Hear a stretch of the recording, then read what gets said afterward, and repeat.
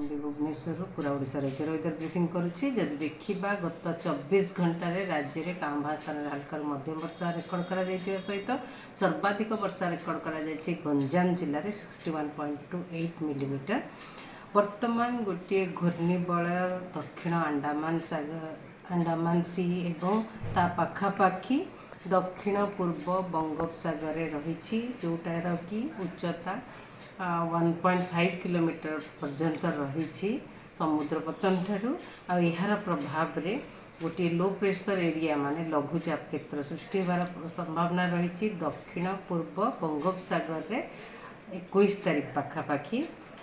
यार परवर्ती 48 घंटा मध्य पश्चिम उत्तर पश्चिम दिग को गति करने सहित अधिक घनीभूत हो एक अवपात परिणत होवार संभावना रही आमर दक्षिण बंगोपसागर केन्द्रीय भाग में ता पाखापाखी पश्चिम केन्द्रीय बंगोपसागर पाखे रहीबार संभावना रही।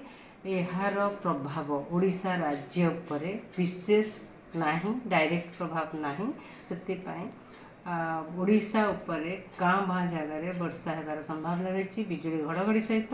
यह मोस्टली आमर जो पवन गति रोचे पवन दिग रोचे आमर नॉर्थ ईस्ट पवन आसूची जोटा कि उत्तर पूर्व दिगर पवन आसा फल कि मॉइस्चर आम राज्य को आमर उपकूलवर्ती अंचल इवन दक्षिण ओडिशा रे किछि जिले में काँ भाँ स्थान में हल्का मध्यम वर्षा होगा सहित बिजुली घड़घड़ी भी होबार संभावना रही। जब देखा आगामी 24 घंटा कि काँ भाँ स्थान में हल्का मध्यम वर्षा सहित बिजुली घड़घड़ी और झटका पवन 30 ରୁ 40 किलोमीटर पर आवर रहीबार संभावना रही जमीक मयूरभंज केन्दुझर बालेश्वर भद्रक अनुगुल ढेंकानाल कटक जगतसिंहपुर नयागढ़ खोर्धा पुरी गंजाम गजपति रायगड़ा कंधमाल कलाहांडी कोरापुट और मालकानगिरी डिस्ट्रिक्ट इवन नवरंगपुर नुआपड़ा जिले में भी हो पारे।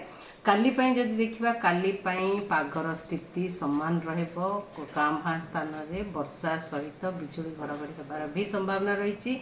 इवन 21 तारीख भी स्थिति सामान रहिबो। 20 तारीख का उत्तर ओडिशार पाग मुख्यतः सुखिला रहिबो किंतु दक्षिण ओडिशा रे काँ भाँ स्थान में हल्का मध्यम वर्षा होबार सहित हल्का मध्यम वर्षा होबार संभावना रही। 21 तारीख में स्थिति सामान रहिबो। दक्षिण ओडिशा रे हल्का मध्यम वर्षा रहिबार संभावना रही। उत्तर ओडिशा रे पाग सुखिला रहिबार संभावना रही 21, 22, 23 तारीख से वर्तमान आमर राज्य रे विशेष पाग परिवर्तन होबार संभावना नहीं। डिप्रेशन हैला पर पोर्ट वार्निंग जारी करा। धन्यवाद।